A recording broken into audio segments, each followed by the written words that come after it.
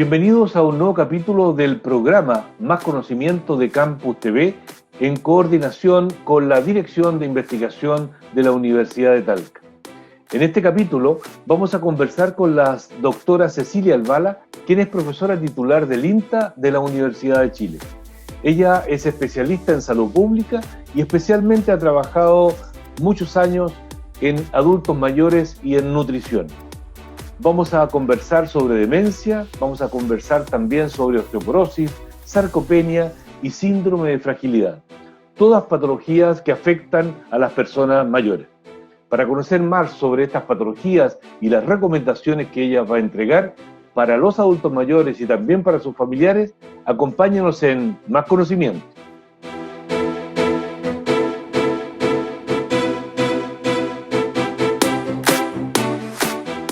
Doctora Albala, muchas gracias por aceptar la invitación del programa Más Conocimiento de Campus TV de la Universidad de Talca, en el contexto de una temporada, la 7ª temporada que estamos haciendo, estamos comenzando a hacer vía online, a través de una plataforma, y toda la temporada va a estar asociada a el contexto del envejecimiento en el marco de la mesa temática envejecimiento de la red de universidades estatales, ¿ya?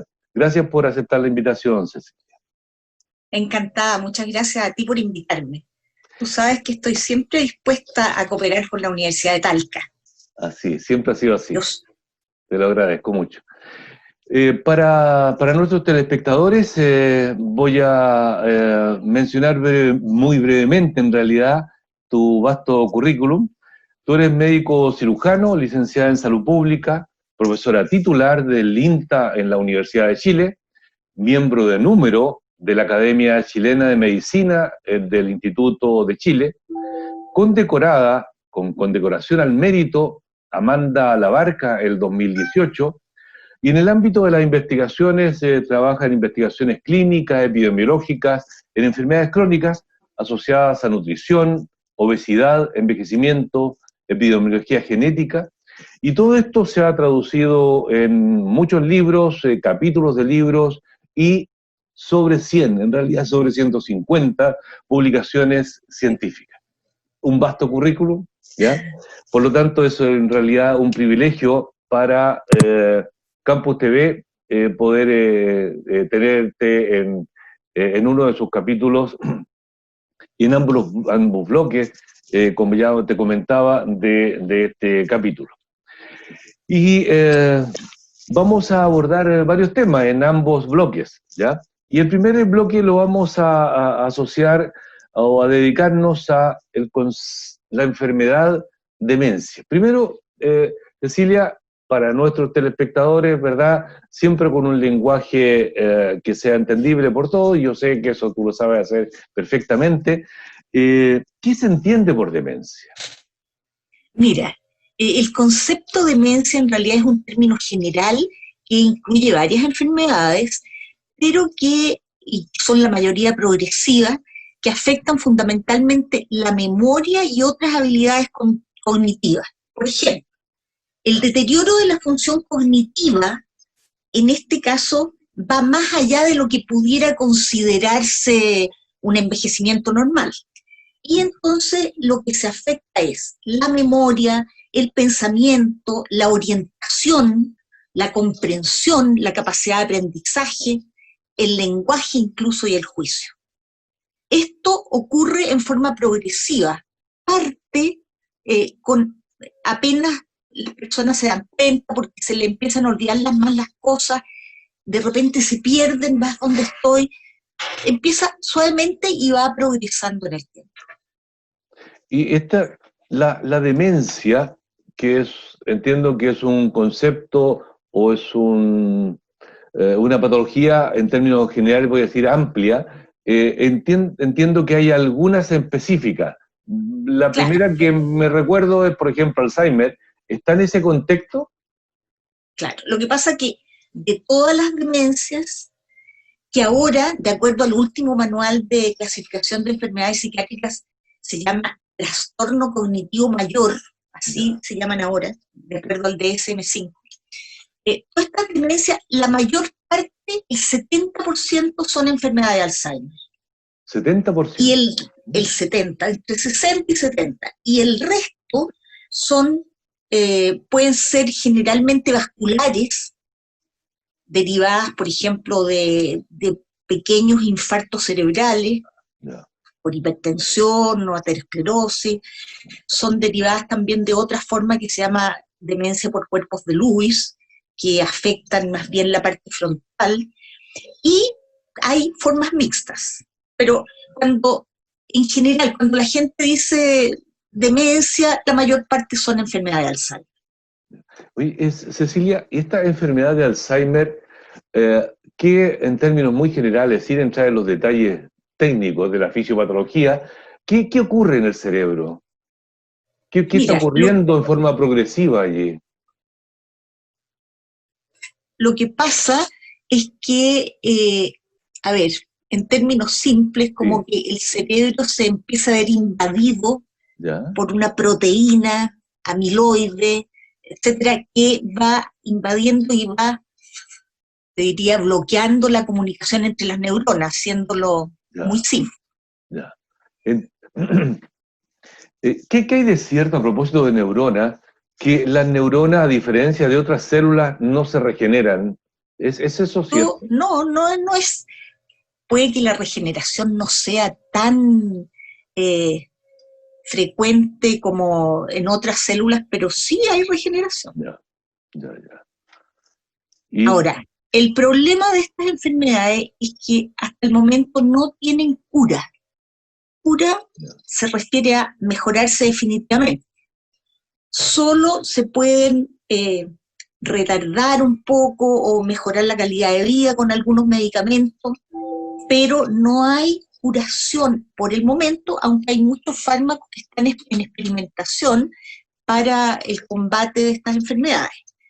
Entonces, pero una cuestión que es bien importante, Iván, es que cuando uno dice sí, el Alzheimer y no tiene cura, como si no hubiera nada que hacer. Y para las demencias sí hay mucho que hacer, porque la prevención de factores de riesgo es fundamental. Hay muchas cosas que se pueden hacer para prevenir. ¿Y qué en estas cosas qué podrían hacer las propias personas y eventualmente tal vez los familiares, los amigos, ante una primera observación, o esa prevención tiene que ser antes que aparezca cualquier síntoma? En los dos momentos. La prevención primaria, te diría yo, debe partir en la mediana edad. Son cosas que se hacen a lo largo de la vida, pero fundamentalmente, mira, esto ha sido de gran interés para la Organización Mundial de la Salud. De hecho, hizo un plan para combatir la demencia por lo que significa para la sociedad, la familia, el entorno, etcétera. Es una enfermedad devastadora en realidad, y no solo para el que la padece, sino que para todo su entorno.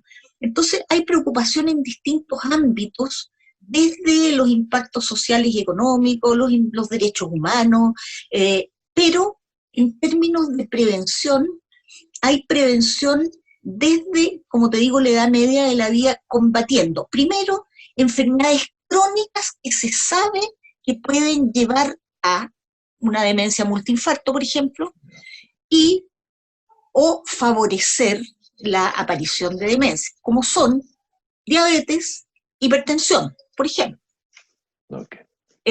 problemas del colesterol. Ese tipo de cosas se pueden prevenir. Perdón que te interrumpa, Cecilia. O sea, el estilo de vida, le hace alimentación, actividad física, pareciera ser que si uno lo hiciera regularmente, y ojalá desde joven, pero regularmente, parece que eso, el estilo de vida, previene enfermedades crónicas en general, ¿o no? Así es. Eso es un hecho, y me encanta que lo hayas dicho, yo lo iba a decir al final, pero realmente es fundamental. Es decir, la salud física, la alimentación, la actividad física, los estilos de vida respecto a factores como cigarrillo, alcohol, etcétera. Todas esas cosas influyen no solo en esto, sino que en múltiples enfermedades crónicas. Ahora, en el caso específico de la demencia y a nivel global, se han identificado ciertos factores de riesgo que son prevenibles. Entonces, hablamos de una enfermedad que tiene toda una parte que no es prevenible, hay factores genéticos involucrados, pero hay una parte que es prevenible, que es donde nosotros podemos actuar. Y ahí está: diabetes, diagnóstico y tratamiento oportuno, mantención de niveles adecuados de glucosa, etcétera; hipertensión en la adultez, que debe estar controlada; obesidad en la mediana edad y que se mantiene después; inactividad física; depresión, la depresión es bien importante también; y factores como cigarrillo, exceso de alcohol, y hay un factor que es el bajo nivel de escolaridad, que también influye. ¿Y cuál podría ser, de qué manera la educación, y yo lo comparto también contigo, de qué manera la educación influye finalmente en estilos de vida también, ¿no? Por supuesto. El tema de la educación es súper importante porque mientras tú más vas aprendiendo, se van formando conexiones interneuronales y conectan una neurona con otra. Entonces, en el fondo, una persona que empieza a tener demencia, si tiene un alto nivel de educación y tiene muchas conexiones, entre comillas, le va a hacer el quite a la neurona que no tiene conexión y se va por otro lado, igual te va a llegar la información, ¿te fijas? Sí, de acuerdo. Entonces, en el fondo, lo que se ve con la educación es que se retarda la aparición de la demencia, y cuando aparece es mucho más rápida en realidad. O sea, si alguien sin educación puede tener demencia a los 65, esa misma persona con educación la puede tener a los 80. Ya.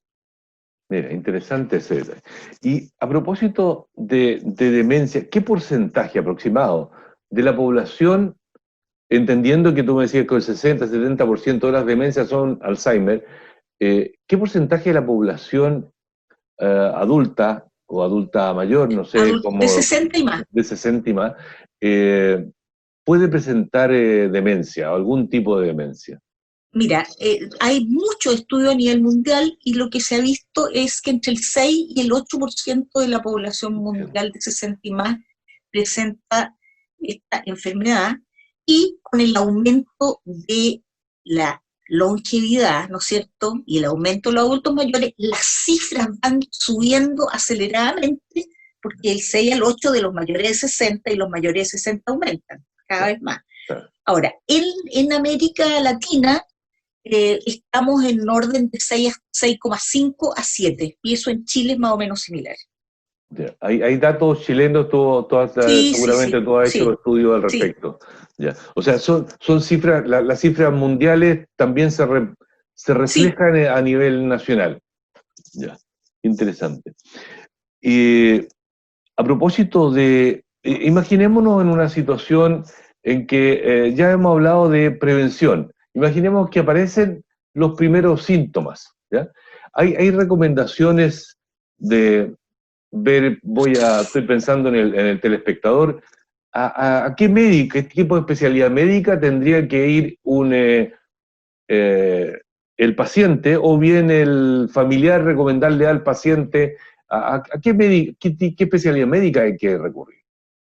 Mira, aquí hay dos cosas que yo siempre destaco en el fondo, porque si consideramos que el 80 a 85% de nuestros adultos mayores consultan en la atención primaria, ¿no es cierto? Sí. Esas personas entonces van a ir al consultorio. Sí. A los CEFAM, que se le llama ahora, ¿no? Claro. En los CEFAM, siempre a todos los adultos mayores se les hace un examen preventivo del adulto mayor y se les preguntan una serie de cosas, y dentro de esas preguntas se les hace un test, que es el Mini-Mental, y cuando sale alterado, ahí lo van a derivar al médico o psicólogo del consultorio y van a ver si en qué grado está, y de ahí lo van a mandar al médico que corresponde, que puede ser un neurólogo. Ya. Y a propósito de este test que tú mencionaste recién, que se hace en los CEFAM, en los consultorios, el Mini Mental, ¿qué tipo? No estoy pensando en que recuerdes textualmente las preguntas, pero ¿qué tipo de preguntas hacen? Mira, para que los adultos mayores vayan preparados. Mira, el Mini Mental es así es un como que pequeño... saberse las preguntas antes. ya, para saberse las preguntas por anticipado. Dice. No, pero ¿de qué tipo de preguntas? No. Lo que pasa es que el Mini Mental intenta cubrir distintos dominios de lo cognitivo, fundamentalmente las funciones ejecutivas, la memoria de corto plazo, la memoria de largo plazo. Te dicen, por ejemplo, 3 palabras, te hacen que las repitas, qué sé yo, y te dicen, te las voy a preguntar en unos minutos más, a ver si se acuerdan. Respecto tiene preguntas para saber cómo está la orientación. ¿Te acuerdas que te dije que una de las cosas que se altera es la orientación? Orientación en el tiempo y en el espacio. ¿Usted dónde está en este momento? ¿Cuál es la fecha de hoy? ¿O qué día de la semana es hoy? ¿Te fijas? Y algunas funciones de aprendizaje de, a ver, haga tal dibujo, o qué significa tal cosa, ¿te fijas? O obedecer órdenes simples, levante los brazos, o cosas así. Entonces, toma los distintos dominios, te diría yo, de las habilidades cognitivas y pregunta para tener una idea general. Ahora, esto no significa que la persona, si le fue mal en esos test, es porque tiene demencia. Es un test para tamizaje, de screening, para ver que podría tener, y por eso que se deriva a un médico o psicólogo, y después se sigue esa línea. Ya, bien. Cecilia, ¿qué se podría recomendar? Imaginemos que ya la enfermedad está establecida, ¿ok? Ya se hizo el diagnóstico y la enfermedad va en evolución. Como tú decías, es un proceso en que se va, voy a decir, complicando la enfermedad o avanzando la enfermedad. ¿Qué se le puede recomendar a los familiares? Porque es una enfermedad que, voy a decir, complica también a los familiares. No es una enfermedad aguda que se inicia y pasa después de una semana, ¿verdad? Sino que va evolucionando a peor, y también ese paciente está en el contexto de una familia. ¿Qué se le puede recomendar a la familia? Mira, aquí una de las cuestiones importantes es que lo que se ve en el caso de la demencia es un deterioro progresivo. Cuando es progresivo, tú te empiezas a asegurar más de que esto efectivamente es una demencia. Y existen entonces etapas, tal como tú acabas de plantear, que en la etapa temprana habitualmente pasa desapercibida, porque la familia y la misma persona piensa que son cosas de la edad. No, estas son cosas, no, yo ya estoy vieja, o cosas así. Y en esa etapa temprana, bueno, sería ideal hacer el diagnóstico, pero en el fondo, tendencia al olvido, de repente pérdida de la noción del tiempo, y de repente pérdida de la noción del espacio. Eso es lo primero que pasa. Pero ahí no siempre la gente se da cuenta, o bien no lo quiere ver, porque Iván, uno de los problemas fundamentales de esta enfermedad... ¿Hay una especie de negación inicial? Absolutamente, porque hay autoestigma, hay estigma social, hay una tremenda discriminación. Y como eso ocurre, la persona que tiene esto se autoestigmatiza, y eso está visto, demostrado. Entonces se aísla, lo cual le hace peor, ¿no es cierto? Y no dice estas cosas porque se da cuenta que va a ser catalogada como una persona con demencia. Entonces, primero, hay que luchar contra eso. La familia debe seguir tratando de mantener al máximo la autonomía de esta persona. No es que porque se le haga el diagnóstico va a perder todos sus derechos humanos de inmediato, cosa que muchas veces ocurre. Eso no es así, y esa es una de las cosas que hay que preocuparse. Eso ya es en la etapa tardía, cuando existe dependencia, inactividad, pero hasta etapas intermedias la persona es capaz de tomar algunas medidas, algunas decisiones. Es decir, hay que respetar a esa persona, y yo diría que esa cuestión es fundamental. Ejercicio, sí, ejercicio tanto físico como mental. Y esta training cognitivo que se llama es fundamental para todos los adultos mayores sanos. Siempre hay que preocuparse de aprender cosas, apréndanse poesías, canciones, hagan sudoku, puzzle, etc. Qué interesante Porque esta recomendación. ese training cognitivo es fundamental.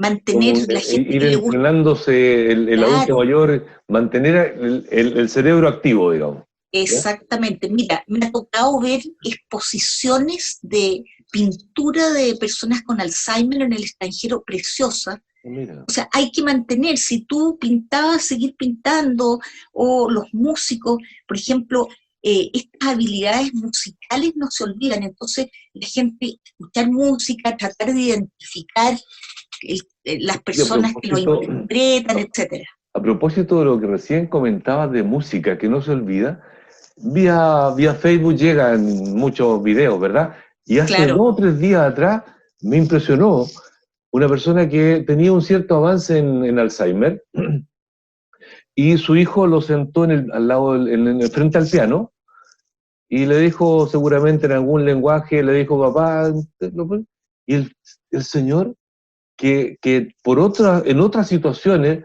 estaba fuera, digamos, ya por su Alzheimer, frente al piano, interpretó una pieza de música como si estuviese absolutamente normal. Me llamó profundamente la atención, y positivamente, digamos, me quedé impresionado. ¿Ya? No, eso es así. Mira. Es impresionante.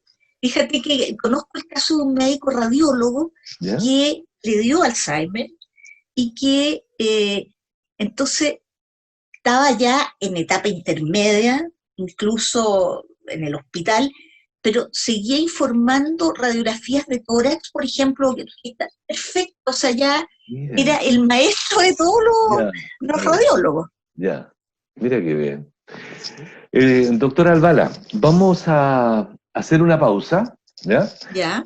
La verdad que ha sido muy interesante este primer bloque, hablando sobre demencia, cómo prevenirla, y cómo los familiares también pueden hacer su aporte en el tema. Yo creo que ha sido un muy interesante bloque. Vamos a hacer una breve pausa y luego vamos a seguir conversando de otros temas que tienen que ver con los adultos mayores.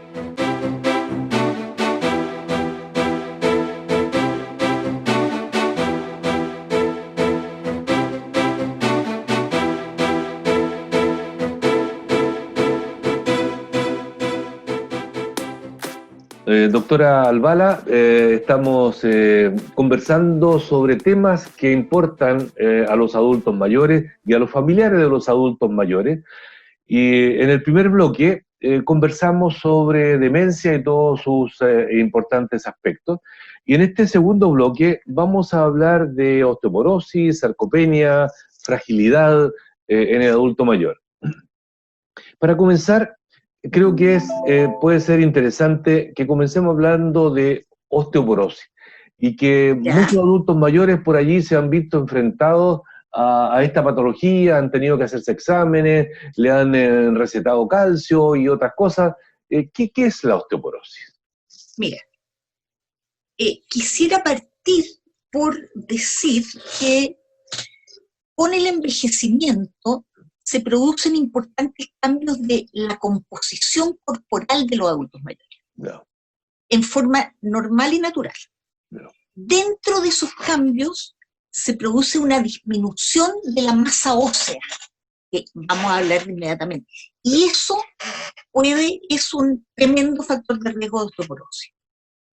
Se produce una disminución de masa muscular, lo cual va a producir, ¿no es cierto?, sarcopenia. Ya. Y se produce también una redistribución y aumento de la grasa, lo que produce obesidad abdominal y puede aumentar riesgos de diabetes y enfermedades metabólicas. Entonces, ese es un panorama, comillas, natural con el envejecimiento. Se producen esas cosas. Ahora, sí se pueden retardar, Bien. prevenir en parte a través de actividad física y nutrición, sí. No 100%, pero sí. Ahora, cuando las cosas ya se produjeron, en este caso, por ejemplo, osteoporosis, y la osteoporosis es una enfermedad ósea caracterizada por la disminución de la masa ósea, que como te decía, que es una de las consecuencias del envejecimiento, pero más allá de lo natural, es una disminución más importante, junto con disminuir la masa ósea, se produce un deterioro como de la microarquitectura del hueso. Y el problema es que al disminuir la masa ósea y la microarquitectura alterarse, ese hueso se pone frágil y se puede fracturar con golpes que a una persona normal no le pasaría nada. Entonces, el principal problema es la fractura.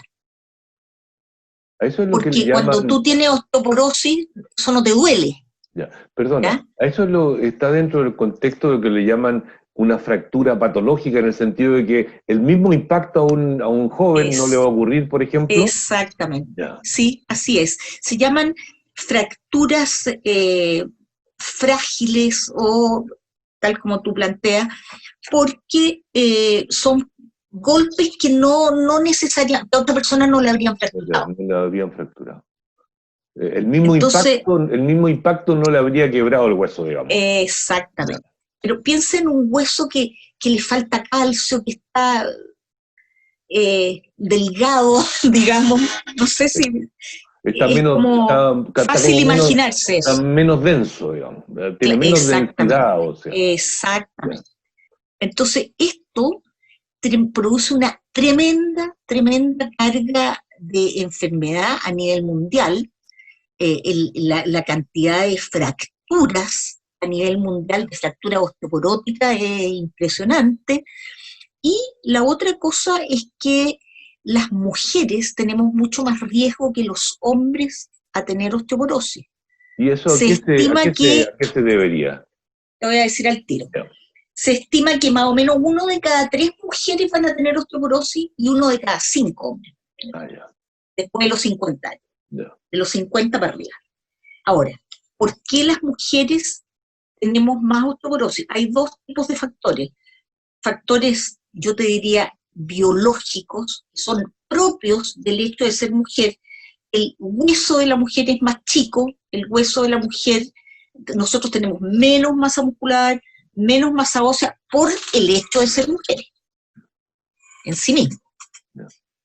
Esa es una cosa. Y la otra cuestión es por razones hormonales, porque los estrógenos están muy implicados en la formación de masa ósea. Entonces, cuando se pierden a partir de la menopausia, empieza una pérdida acelerada de hueso, que es muy importante de los 50 años para arriba. En los hombres, la pérdida de masa ósea es mucho más lenta y es menor, y desde un pic mayor, porque ya tenían, por ser hombres, más masa ósea, ¿te fijas? Sí, ya. ¿Y hay formas de retardar esto? Sí, por supuesto, porque existen factores de riesgo. Entonces, si uno puede prevenir esos factores de riesgo, va a tener una tremenda ayuda. Mira, primero pongamos un poco las cifras sobre la mesa. En Chile, personas de 60 años y más, digo en Chile, pero en realidad son los estudios nuestros, que son estudios poblacionales. Un pelito menos del 30% de las mujeres de 60 años y más hemos encontrado que tienen osteoporosis, y un poquito menos de 10% los hombres. Estas son las cifras que tenemos. Pero las cifras aumentan de una manera exponencial con la edad, llegando, por ejemplo, a más del 40% de las mujeres, casi 45% de las mujeres de 80 años y más. Por lo tanto, mientras más aumenta la edad, mayor es el riesgo de fractura. Ya. Y fractura de cadera es la peor, diría yo, porque produce discapacidad, produce dependencia, produce muertes. Mira. Entonces, es Estaba muy... Cecilia, estaba recordando a propósito del tema de la osteoporosis y mencionaste por allí la implicancia de calcio y recuerdo un estudio que alguna vez ustedes hicieron a propósito de esta relación vitamina D, calcio, y que hay lugares donde hay menos sol y la relación. ¿Podría explicarnos esta relación vitamina D, sol, lugares de Chile, etcétera? Por supuesto, y es muy importante. Mira, aquí, ¿cuáles son los factores más importantes? Primero, sí, cosas que son prevenibles, la ingesta de calcio. La masa ósea se forma entre los 15 y los 20, 25 años. Tú vas a llegar a tu pic de masa ósea a esa edad. El hueso que tuviste a esa edad es tu máxima cantidad de hueso que va a tener. Ese concepto es fundamental, porque a nivel adolescente el consumo de lácteos ha disminuido mucho y el lácteo es la principal fuente de calcio. Entonces, si tú, por mucho que te cuides después, no llegaste a una masa ósea adecuada o llegaste a un bajo nivel de masa ósea, después lo más que uno puede hacer es mantener lo que tenía, pero tú no vas a poder aumentarla. El aumento, como te digo, se produce ahí. Esa cuestión es clave. Por lo tanto, preocuparse del consumo de calcio en la gente joven, de los 15 a los 25, te diría yo, muy gruesamente, es fundamental para llegar a tener una buena masa ósea. Punto número 2, la vitamina D que tú planteabas. La vitamina D es la que permite que se absorba el calcio. Por lo tanto, necesitamos ingerir las dos cosas. Vitamina calcio y vitamina D para que el calcio se absorba. Y ese, perdona que te interrumpa, ¿y eso a través de los alimentos o tú estás sugiriendo suplementos farmacológicos? Para mí, la clave es una alimentación saludable y debiera obtenerse a través de eso. En términos de vitamina D, el 80 o más % proviene de la transformación por la luz solar a nivel de la piel, ¿no es cierto?, de la vitamina D. Entonces, si bien es cierto hay que protegerse del exceso de radiación para evitar el cáncer de piel, eso, por otro lado, no debe ser absoluto. Hay que por lo menos asolearse unos 20 minutos, aunque sean los antebrazos, especialmente la gente mayor, porque si no, es muy difícil obtener vitamina D solo a través de los alimentos. En otros países, los alimentos, porque la vitamina D es una vitamina que viene en las grasas fundamentalmente, entonces hay otros países donde están enriquecidos con vitamina D determinados alimentos, pero eso no ocurre aquí en Chile. Entonces uno tendría que preocuparse de consumir determinados alimentos que son ricos en grasa y que lo contienen. Pero como te decía, lo más importante es 80% viene de la conversión a nivel epidermis por la luz solar. Entonces, claramente, por ejemplo, la gente que vive en Punta Arenas tiene mucho menos posibilidades. Menos acceso al sol. Tienen, claro, no. ¿Usted ha medido vitamina D en sangre? Mira, nosotros medimos en adultos mayores hace unos 4 o 5 años atrás, 5 más o menos, y nos encontramos con lo siguiente. En Punta Arenas, porque hicimos estudios en Punta Arenas, en Iquique y en Santiago. Ya. En Punta Arenas, el 65% de los adultos mayores tenía déficit de vitamina D. Mira. En Iquique era un poquito menos del 20%, y en Santiago, 45%. Ah, Calza. está, pero salió, pero casi una recta así de relacionado con el sol, ¿no? Impresionante. Sí, Y si tú te fijas, haciendo un poquitito un link con COVID-19, ¿ya?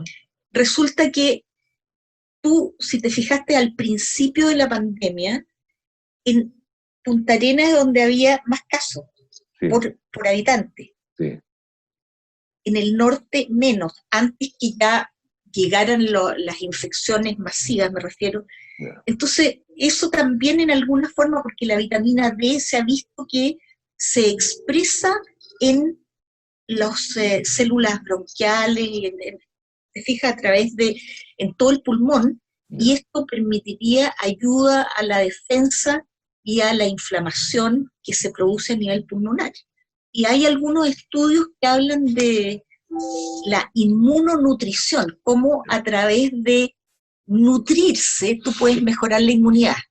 Pero perdona, me fui para otro No, lado. no, Estábamos hablando de osteoporosis. está bien, está muy, muy, muy bien, está muy bien. Para ir cerrando el tema osteoporosis, pasemos a otro tema. Que si un médico finalmente tiene sospecha de osteoporosis en un paciente, ¿qué tipo de exámenes en general permiten al médico decir, sí, usted tiene para hacer diagnóstico definitivo? Aparte de la clínica, digamos. Mira, ahí viene la, comillas, desgracia, cierra comillas. Sí, Porque el diagnóstico se hace con una densitometría ósea. una densitometría. Y hay muy pocos densitómetros en el país. Y, y poquísimo en el nivel de la atención pública. Ya. Ponte tú, hasta hace unos años atrás en todo el sur estaba solo uno en el Hospital Gran Benavente. No sé si en Talca hay algún densitómetro en el sistema público, porque lo hay en el sistema privado. Sí. Pero en el sistema privado resulta que tú puedes pagar voy a poner un piso bajo, entre 50.000 y 150.000 por una Ondexa, y eso no está al alcance de la población en general. Cierto, sí, es cierto. Pero déjame decir, una cosa es que esta enfermedad sí tiene tratamiento, y esa cuestión es súper importante. Ya. Hay fármacos fuera de los factores de riesgo, como te decía, que son fundamentalmente la edad, ser mujer, el exceso de alcohol, bueno, cigarrillo, todas esas cosas siempre hacen mal, y uno tiene que consumir el calcio. A ver, quisiera aclarar una cuestión fisiológica para que la gente entienda esto del calcio. ¿Por qué no puedo juntar más calcio después de adulta? Ya. Resulta que tú tienes que tener una cantidad de calcio en tu sangre para hacer funcionar distintas células del cuerpo. Ese calcio sale de los huesos. Entonces, el sistema es el siguiente. El hueso está en constante remodelación. Por un lado, se está destruyendo hueso y lanzando calcio hacia la sangre, y por otro lado, se está formando hueso con el calcio que tú estás consumiendo. ¿Ya? Ya. Entonces, esos dos procesos debieran estar en equilibrio, en tal forma que no, idealmente, aumentar la formación sobre la otra, pero lo mínimo en equilibrio. Y así no se perdería masa ósea. Ahora, entonces, nosotros tenemos, primero, tratamiento, aportar el calcio y la forma de absorberlo, calcio y vitamina D, Ya. a través de productos lácteos. Yo te diría que no hay otra cosa que tenga más calcio que los lácteos, es la verdad. Cuando tú dices alimentos ricos en lácteos, tienen 30 a 50 miligramos por 100 gramos contra 280 a 300 que tiene la leche. Eso es para que tengáis una idea. Y como se necesitan 1200, entonces cuesta mucho llegar a la meta. Ya. Entonces, y fuera de todas esas cosas generales, ejercicio, equilibrio, cuidarse de las caídas es fundamental para no fracturarse. Y entonces, además de eso, hay medicamentos. O sea, es tratable. Ya. Qué bueno. Vamos, Cecilia, a hablar de otro tema, la sarcopenia. Es un bonito nombre, suena bien, pero no todo el mundo sabe qué es la sarcopenia. ¿Qué se entiende en términos generales para nuestros telespectadores por sarcopenia? Mira, la sarcopenia, tal como dije al principio de esto, es una de las cosas que ocurre con la edad. Se empieza a perder músculo, solo por la edad, como que dice. Pero eso no es inamovible y hay cosas que sí se pueden hacer y para retardar o estacionar, ¿cierto? O incluso tratar de disminuir el problema. Ahora, entonces, la sarcopenia es una enfermedad, así está catalogada en la actualidad, y se caracteriza por una disminución de músculo, de la fuerza muscular y de la función muscular. O sea, disminuye el músculo y todas sus funciones. Entonces, uno mide 3 parámetros fundamentalmente. ¿Cuánto músculo tienes? ¿Cuánta fuerza muscular tienes? Y si ese músculo te permite moverte, caminar, es decir, cómo funciona ese músculo. Esas 3 cosas constituyen lo que se llama sarcopenia. El problema de la sarcopenia es que, primero que nada, la pérdida de masa muscular produce alta discapacidad, aumenta las caídas. Si llegas a tener osteoporosis más sarcopenia, la cosa se pone muy, muy, muy complicada. Muy cuesta arriba. Se asocia a otras enfermedades, incluso enfermedades respiratorias, porque tú necesitas musculatura, ¿no es cierto?, para mantener una buena respiración, en fin. Y entonces disminuye fundamentalmente la movilidad. Al disminuirte la movilidad, tú pierdes tu calidad de vida porque empiezas a perder autonomía. Ya. ¿Y con qué frecuencia uno puede observar en las personas mayores de 60 o mayores de 70? Seguramente va aumentando con la edad, digamos, el porcentaje de personas. Pero digamos sobre los 60 o sobre los 65 años, ¿qué porcentaje de adultos mayores tiene esto? Hay, primero, aclarar que existen muchas formas de... No hay un consenso universal, pero el más utilizado es el consenso europeo. El consenso europeo fue lanzado el año 2012, por ahí, 2010, y en ese consenso, o 2014, en ese consenso siempre se habla de medir esas 3 cosas, pero depende en qué orden los midas. Si mides primero la velocidad que la fuerza, o la fuerza que la velocidad, te cambia la frecuencia. De acuerdo a ese criterio diagnóstico del consenso europeo, porque acaban de lanzar otro, la frecuencia en Chile en mayores de 60 era un poco inferior a 20%, aumentando con la edad hasta llegar prácticamente al 40% en personas de 80 años y más. Cuando se utiliza el último consenso, baja esta prevalencia y aparece más frecuente en mujeres. Pero en todo caso es frecuente, te diría.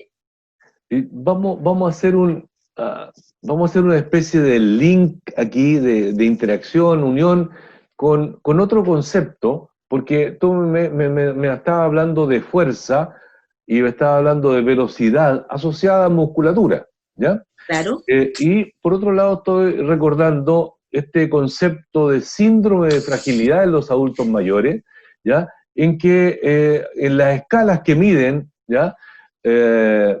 Fragilidad, aparecen esos elementos, ¿ya? Estoy recordando que en alguna conversación pasada por ahí, tú me hablabas de la dinamometría, el levantarse o pararse, sentarse o caminar. Exacto. Cierta cantidad de metros. ¿Sí? Entonces, podemos hacer ahí una mezcla, o defíneme cómo esto de la sarcopenia y el síndrome de fragilidad, ¿ya? Que es un concepto, entiendo, más amplio. Claro, la fragilidad es un concepto más amplio, sí, pero es súper importante porque lo que refleja es una vulnerabilidad aumentada del adulto mayor. Es un adulto que está más vulnerable a que le pasen cosas, a tener problemas de salud. Y esto se produce por distintas causas, fundamentalmente porque con la edad, como he dicho previamente, disminuye el funcionamiento fisiológico de todos los órganos y sistemas empiezan a funcionar menos, un poquito menos, un poquito menos. Entonces, bueno, evidentemente eso tiene consecuencias. Y además porque a estas alturas se acumulan muchas enfermedades crónicas, porque las enfermedades crónicas se están desplazando hacia el final de la vida. Entonces, a estas alturas es raro encontrar personas que no padezcan un par de enfermedades, por lo menos, ¿te fijas? Piensa tú que el 65... por lo tanto, estén utilizando o se le ha prescrito varios fármacos también. Exactamente, polifarmacia. Claro.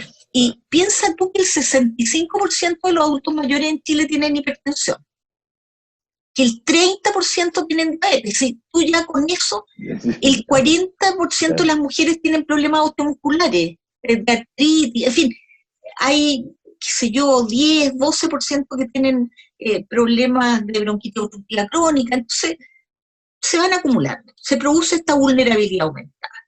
Entonces, aparece el concepto de fragilidad, tratando de buscar una forma de diagnosticar a estas personas para, en ellas, hacer programas de prevención, fundamentalmente control de enfermedades crónicas, ejercicio y dieta. Entonces, ¿qué define esto? Hablemos de lo que se llama la fragilidad física, porque hay varias maneras también de definirla, pero yo diría que esta es la que me gusta a mí porque se anticipa, ocurre antes de que se produzcan limitaciones funcionales, discapacidad. La otra forma de diagnosticarla es como una acumulación de déficit que la persona ya tiene. Entonces, hablemos de esta. Y esta tiene 3 cosas que también aparecen en la sarcopenia, como decías tú. Primero, disminución de la velocidad de marcha, que es una cosa que se mide en la sarcopenia porque está mostrando si el músculo es capaz de ejercer su función de movimiento. Segundo, la dinamometría, que es la medición de la fuerza muscular. Eso también se mide en la escala de bueno, esas 2 cosas fundamentalmente. Las otras se relacionan con esto, pero entonces, tiene esas 2, pero además tiene la pérdida de peso no intencional, que entre paréntesis también es un factor de riesgo de sarcopenia. Y el cansancio, es como el autorreporte de que yo me canso con gran facilidad, me fatigo, apenas camino 5 pasos y ya estoy cansado. Esas 5 cosas, entonces, son como los criterios. Y cuando tú tienes 3 de esas alteradas, se dice que tienes fragilidad.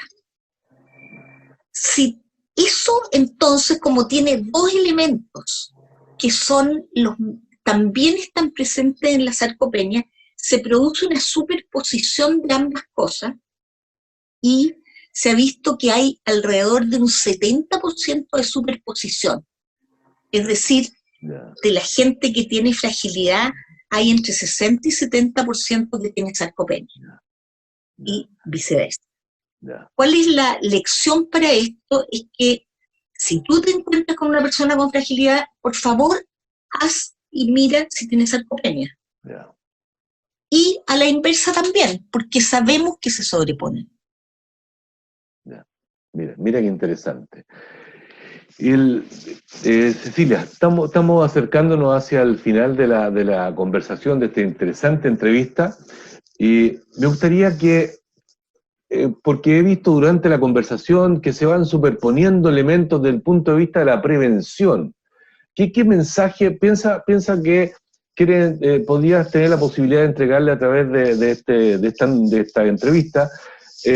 Un mensaje a la población, yo diría joven, pero también a la adulta mayor. Porque claro, mientras antes comenzamos a prevenir, mejor, pero yo diría que nunca es tarde para hacer algún Absolutamente. avance, ¿verdad? Entonces, Me por favor, encanta eso que dijiste.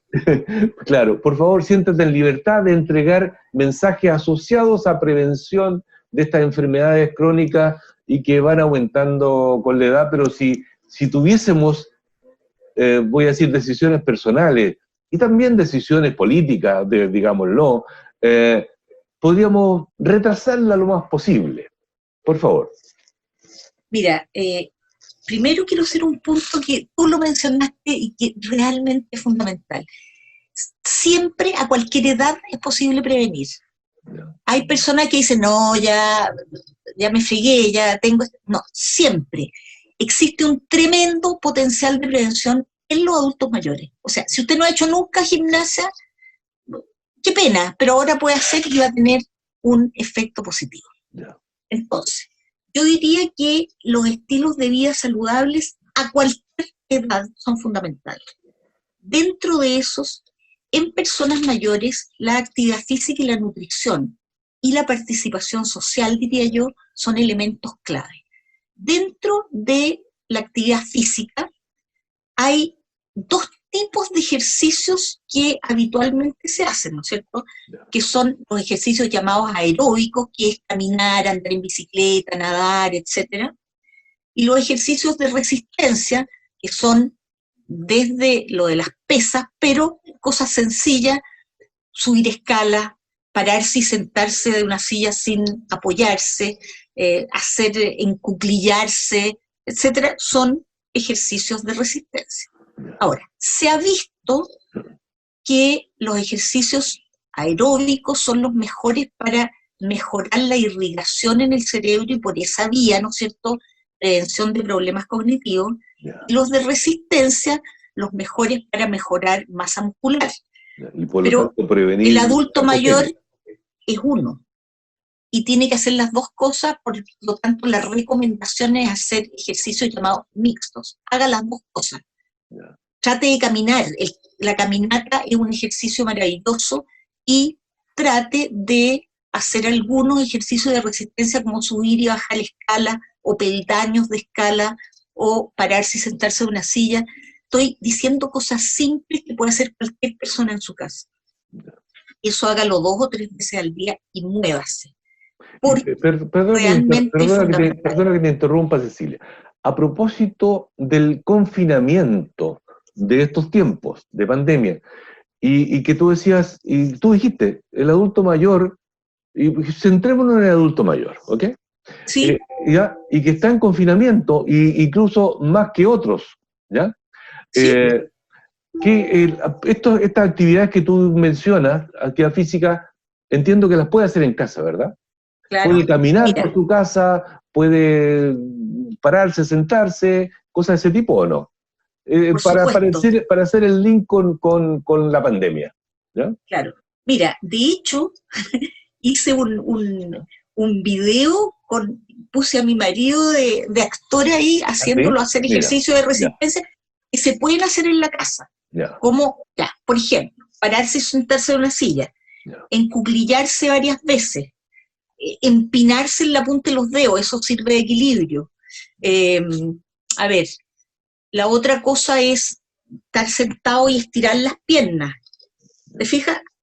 Varias cosas que se pueden hacer y tú las puedes hacer varias veces al día. Agacharse y ejercicios de equilibrio como pararse en un pie, después pararse en el otro, siempre cerca de algo en lo cual se puedan afirmar, porque uno puede perder el equilibrio y para no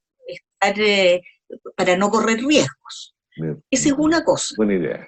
Yo, honestamente, debo decirte, y esto es un paréntesis respecto al confinamiento, que sí, del punto de vista epidemiológico, es perfectamente atendible, pero ojo con lo que significa en términos de discriminación, porque el mensaje que parece entregarse es que los adultos mayores ya constituimos una carga para la sociedad, ya no podemos aportar nada.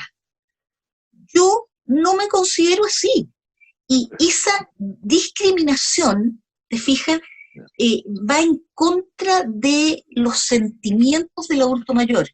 Trate de preservar la autonomía del adulto mayor, es fundamental tratar de preservar su autonomía. Para, por ejemplo, prevención de problemas cognitivos, y no hablando de la pandemia en general, hay muchos hijos que solo por cariño ejercen una acción demasiado paternalista y le empiezan a coartar libertades a los padres, solo porque los quieren mucho, pero piénsenlo bien. Piensen que los adultos mayores pueden perfectamente tomar muchas decisiones y deben hacerlo solos. Deben preservar su autonomía. Esa cuestión es clave. Ejercicio. Apoyo social. Muy importante, eso se ha dicho mucho, porque el aislamiento produce depresión, y la depresión produce inmovilidad, y la inmovilidad te lleva a no hacer ejercicio, a no comer bien, desnutrición, pérdida de masa muscular, etc. Y respecto de la alimentación... Perdona que te interrumpa, en ese punto antes de pasar a la alimentación. ¿Eso significa que el confinamiento no bien manejado, por decirlo de una manera, tiene esta secuencia que tú acabas de relatar? ¿Ya? ¿Sí? O sea, podría tener un efecto negativo en el adulto mayor el confinamiento, y por lo tanto podría, si alguien está en etapa de prefrágil o frágil, complicarle un poco más esa fragilidad. Absolutamente, eso es así. Mi preocupación en este momento es qué va a pasar con las personas mayores confinadas cuando termine la pandemia. Yo soy optimista y va a terminar, no sabemos cuándo, pero cuando termine voy a tener un grupo importante de personas, a lo mejor con sarcopenia, con malnutrición por exceso o por déficit, con depresión, etcétera. Y eso va a ser bastante fregado, ¿te fijas? Entonces, bueno, es importantísimo. Gracias, Cecilia. Estábamos en el contexto de hacer ciertas recomendaciones. Tú hablaste de la actividad física allá, y ahora quería hablar de una recomendación desde el punto de vista de la alimentación. De la nutrición, claro. Nutrición, o sea, sí. Entonces, tenemos actividad física, la parte social, que la acabamos de mencionar, y la nutrición. La dejo para el final porque es mi mundo el de la nutrición. Pero dentro de la nutrición, mira, hay cosas que son fundamentales y que deben tratar de consumirse. Primero, en adultos mayores, cuando hablamos de sarcopenia, una de las cosas que no dije porque era más entrar en la fisiopatología, pero nuestra capacidad de formar músculo está disminuida, como todos los sistemas en el organismo. Por lo tanto, nosotros necesitamos tener un aporte adecuado de proteínas para que se forme músculo. Pero ese aporte de proteínas no puede ser una vez al día, porque la capacidad de absorber proteína y lograr meterla en el músculo está limitada. Entonces uno no puede ser muy poca porque tenés que tener un límite. De ahí para arriba puedes absorber. Pero si es mucha vas a perder la diferencia. Entonces hay que repartirlo en 3 comidas diarias, estas proteínas, para poder mantener el músculo. Entonces, ¿dónde hay proteínas? Fundamentalmente en productos lácteos. Entonces hay personas que tienen intolerancia a la lactosa, que comen sin lactosa, pueden comer quesillo, yogur. El yogur además tiene probiótico excelente. Los productos lácteos tienen, además de una tremenda fuente de proteína, tienen mucha caseína. Y, o sea, la caseína forma parte de la leche, y eso contiene un aminoácido que se llama leucina, que es, como quien dice, el rey para formar músculo. Ah, mira qué interesante. Entonces, claro, es importante consumir eso, porque eso te va a ayudar a formar músculo, pero separado en 3 comidas diarias. ¿Y qué otras cosas? Acuérdense de los huevos. Los huevos son un excelente alimento y ya no hay que tenerle miedo por el colesterol, eso ya no es así. Ya en este momento está permitido el consumo de huevos. Y pescado. Pescado, traten de comer el máximo de veces que puedan, a carnes blancas, y en términos de carnes rojas, tratar de comer máximo una vez a la semana o un par de veces al mes, comer más pescado, pollo, pavo que carnes rojas, comer muchas verduras y frutas y especialmente agregar semillas, nueces, como dicen, nueces, almendras, avellanas, Frutos etcétera, secos. frutos secos, y la dieta mediterránea, que así se ha llamado, que tiene todo esto, pero que su principal fuente de grasa es el aceite de oliva. Ustedes en Talca tienen un aceite de oliva maravilloso, así que claro que el problema del aceite de oliva es el precio. Pero para hacerte partícipe de eso, en el Maule, como Maulina, en el ¿Sí? Maule tenemos ese rico y sorprendente aceite de oliva, que como tú dices es Sí. muy beneficioso para la salud. ¿Ya? Tú me lo presentaste y yo consumo y no voy a poder decir cuál es porque sería como hacerle propaganda a una marca. Bueno, si pueden consumir aceite de oliva, háganlo y coman frutos rojos, berries, frutos de todos colores, verduras de todos colores. Acuérdense que los brócolis son un excelente alimento y ayudan a proteger contra el cáncer. Mira, Cecilia, hemos hablado, mira, se ha pasado el rato, ¿ya? Ha sido una interesante entrevista, como no, con la doctora Cecilia Albala, que maneja todos estos temas del envejecimiento y con una fortaleza en el tema nutrición adicionalmente. Entonces hemos hablado de demencia, hemos hablado de osteoporosis, de sarcopenia, de fragilidad en los adultos mayores, y hemos cerrado con recomendaciones que son fundamentales para prevenir estas enfermedades de adulto mayor y enfermedades crónicas en general, que van aumentando a medida que avanzamos en edad, con la dieta mediterránea y actividad física. Doctor Albala, quiero agradecerle el que nos haya acompañado en este interesante capítulo de Más Conocimiento, que lo hemos en esta temporada, séptima temporada del programa, centrado en envejecimiento, adultos mayores, en el contexto de la mesa de trabajo en envejecimiento de la red de universidades estatales. Gracias, Cecilia. Te agradezco mucho a ti, Iván, la oportunidad que me das de conectarme con la gente y poder transmitirles algo de lo que uno hace. Gracias. Muchas gracias.